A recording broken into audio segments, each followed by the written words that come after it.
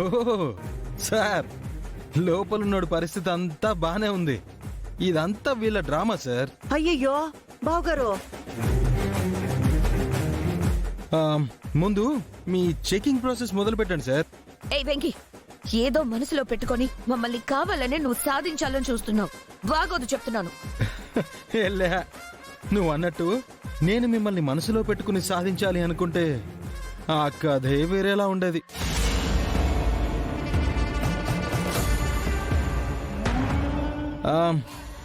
Sir, SI గారు, time waste చేయకండి sir.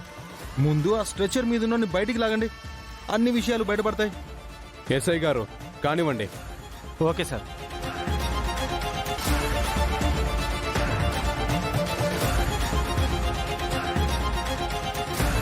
Please madam, మీరు మాకు సహకరించక తప్పదు. వెళ్ళండి. అయ్యి బాబోయ్, నొప్పయ్యా. అతన్ని దింపండి, త్వరగా దించండి. ఏమండి మీడియా వారు, బాగా కవర్ చేయండి. బావగారు డబ్బు. అఖిలమ్మా, వీళ్ళని మనం ఇంకా ఆపలేం. అబ్బా అత్తయ్యా, అబ్బో.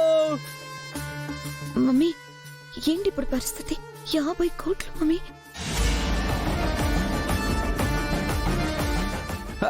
అబ్బో.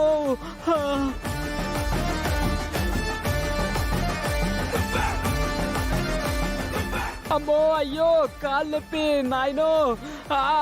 భరించలేకపోతున్నాడు. అమ్మో, అబ్బో.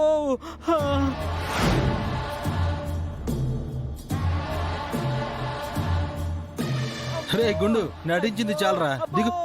దిగరా, దిగ. చూస్తారేంటి సార్, ఓపెన్ చేయండి.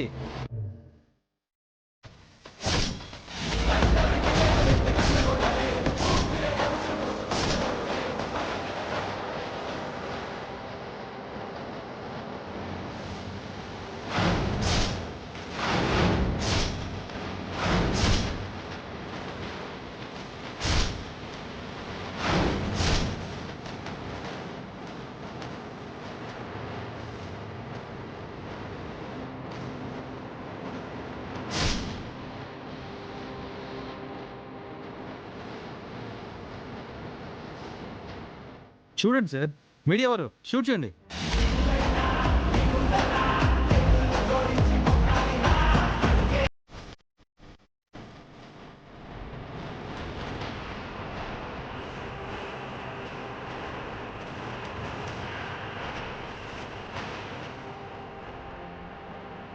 Breaking news.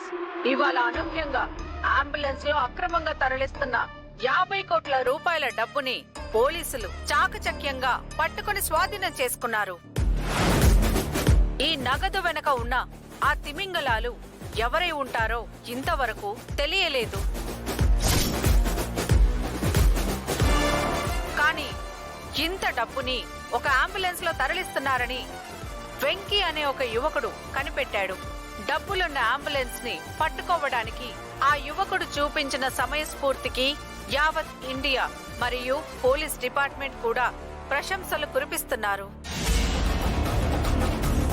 సార్, మీకు అంబులెన్స్ లో డబ్బులున్న విషయాన్ని ఎలా కనిపెట్టారు?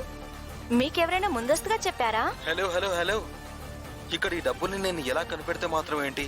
ఒక పౌరుడిగా అవినీతి మీద రియాక్ట్ అయ్యాను. నా బాధ్యతని ఫుల్ఫిల్ చేశాను. That's it. అంటే ఈ డబ్బును రాబోయే ఎలక్షన్స్ ని దృష్టిలో పెట్టుకొని అవినీతిగా తరలించబడుతుందంటారా? అంతేగా, ఇది సరైన డబ్బే అయి ఉంటే ఈ డబ్బు ఎవరిదో వాళ్ళు బయటకు వచ్చేవాళ్ళు కదా. ఇంతవరకు రాలేదంటే ఏంటి మీనింగ్?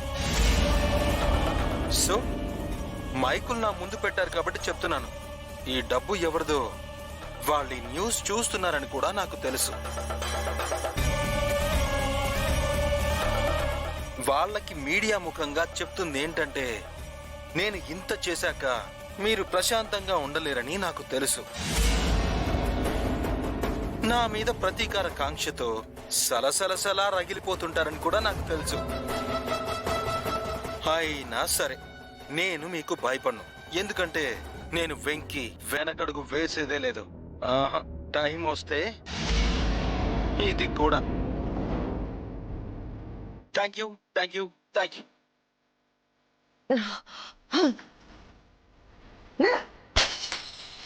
మమ్మీ ఇలా టీవీ బదులు కొడితే వస్తున్న న్యూస్ అబద్ధమైపోతుందా? జరిగిన నష్టం తీరిపోతుందా? 50 కోట్లు మమ్మీ ఉత్తి పుణ్యానికి పట్టుకెళ్ళి పోలీసుల చేతుల్లో పెట్టాడు.